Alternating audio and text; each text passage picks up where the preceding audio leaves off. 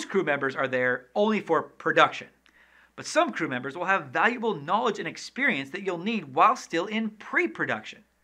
These crew members should probably be hired much sooner so they can be more involved during pre-production.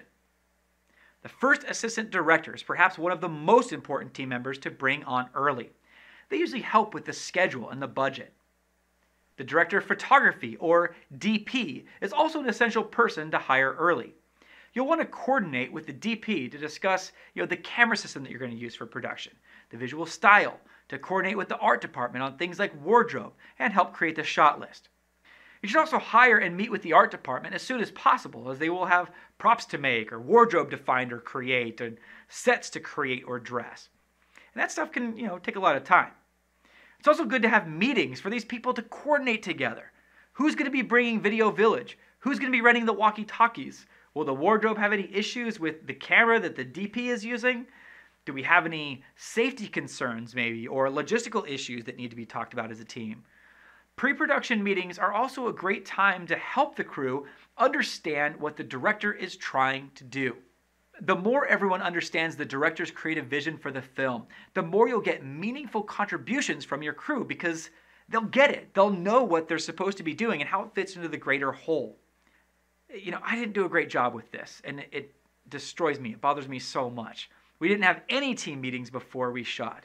I was consumed with last-minute hiring of team. I was scheduling. I was creating the shot list. I was creating call sheets, rehearsing with the cast, creating the sets, and so forth. I was also worried about inconveniencing my team because many of them were willing to lower their rates or accept delayed payments to work on this project. Still, if I could do it all over again, I would have tried harder to have at least one meeting with whoever I could get to show up, to be able to have more of my team on the same page, or just to bounce shooting ideas and scheduling ideas off of anybody else. That would have been worth it. And when you have that meeting, it's important to remember that no bad ideas motto. Help everyone on your team feel like their opinions are important and valued. If you happen to be condescending or dismissive of crew member ideas and suggestions, you will diminish the flow of input from your team. And really, they're like your first audience. So be open to their criticisms and their concerns about your project.